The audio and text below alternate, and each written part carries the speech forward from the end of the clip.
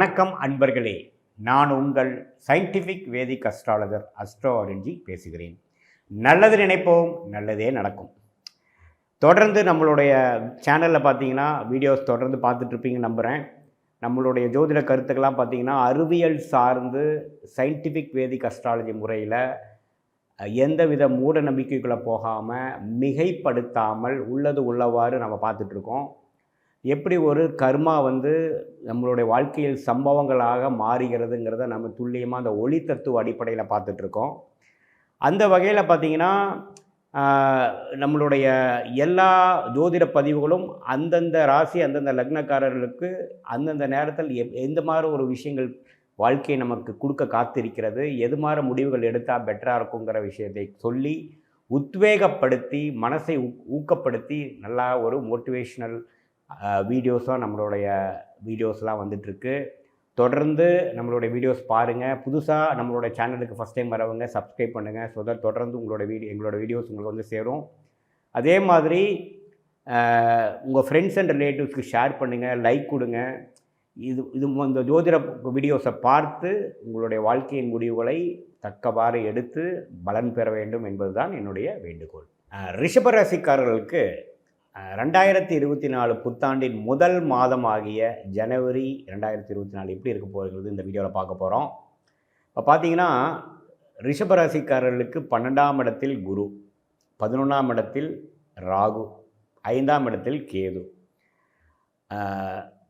மாதத்தின் முதல் 7 நாட்களில் பார்த்திங்கன்னா புதன் 7ஆம் இடத்திலிருந்து ராசியை பார்க்குறார். அதுக்கப்புறம் 8ஆம் இடத்துக்கு மறைகிறார். ஜனவரி 18ஆம் தேதி ராசி அதிபதியாகிய சுக்கிரனும் 8ஆம் இடத்துல மறைகிறார்.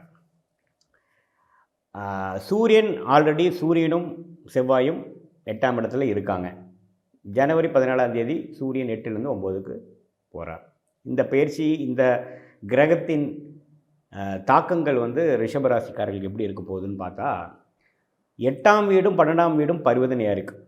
குருவின் வீட்டில் செவ்வாயின் வீட்டில் குருவும் இருக்கிறது. 8ஆம் வீடும் 12ஆம் வீடும் பரிவர்த்தனை ஆனது பார்த்திங்கன்னா வெளிநாடு போகணும்னு நினைக்கிறவங்களுக்கு ஜனவரி மாதம் ஒரு அருமையான ஒரு டைமாக இருக்கிறது. நம்மளால் ஒரு ஃபாரின் ட்ராவலுக்கோ, ஒரு நார்த் இந்தியாவுக்கு போகிறக்கோ, ஒரு அதர் ஸ்டேட் போகிறக்கோ பிளான் பண்ணிகிட்டு இருக்கிறவங்க டக்குன்னு போயிடலாம், முயற்சி பண்ணலாம். அது மாதிரி ஒரு அருமையான ஒரு கிரக நிலைகள் அமைப்புகள் உண்டு.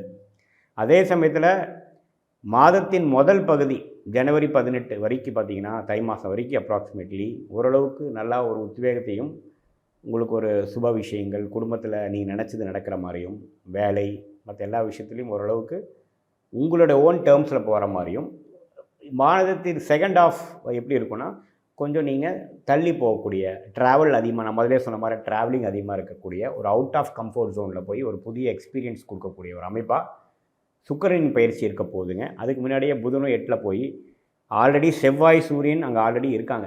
ஸோ எப்போ செவ்வாயோட புதன் சுக்கிரன்லாம் சேரும் பொழுது பார்த்திங்கன்னா கொஞ்சம் அவுட் ஆஃப் கம்ஃபர்ட் ஜோன் போய் ரிஷபராசிக்காரர்கள் கொஞ்சம் செகண்ட் ஹாஃபில் கொஞ்சம் கஷ்டப்படக்கூடிய ஒரு வாய்ப்புகள் உண்டு.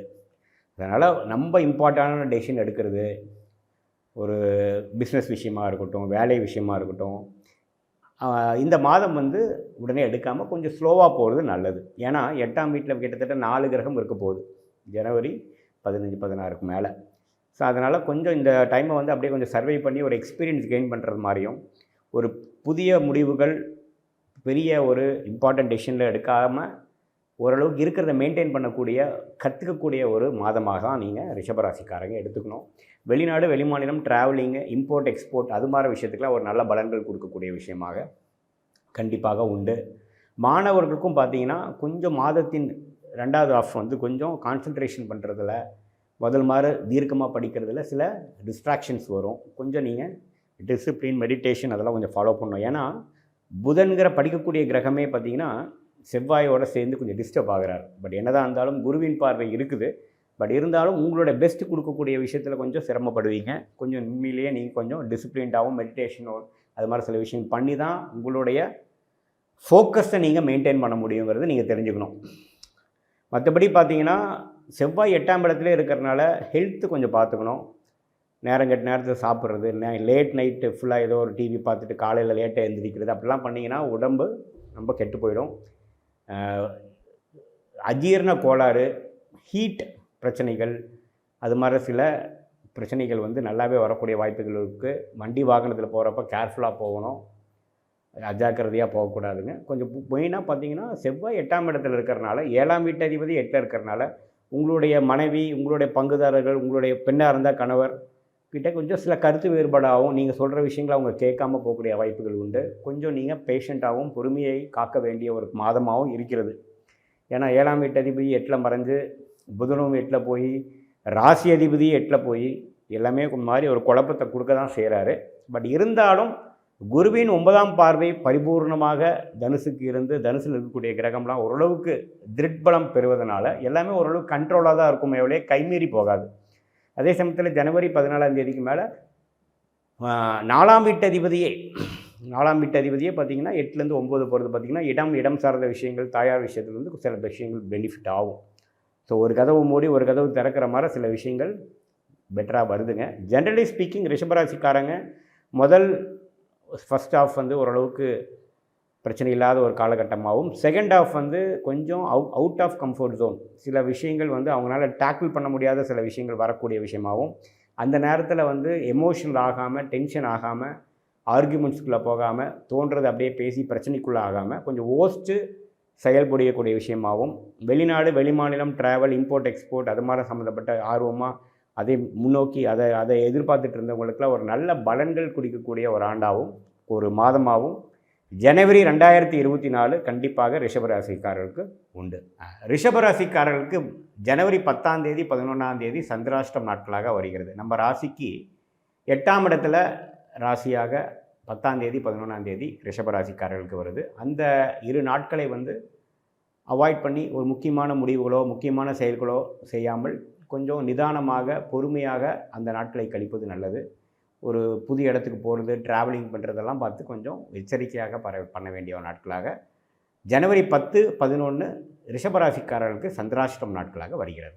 இதுவரை இந்த ராசிக்காரர்களுக்கு கோச்சார முறையில் எப்படி வந்து கிரகங்கள் இருக்கிறது, அதனால் எப்படி இந்த வருங்கூடிய காலம் எப்படி இருக்க போகுதுங்கிறத நம்ம பார்த்தோம்.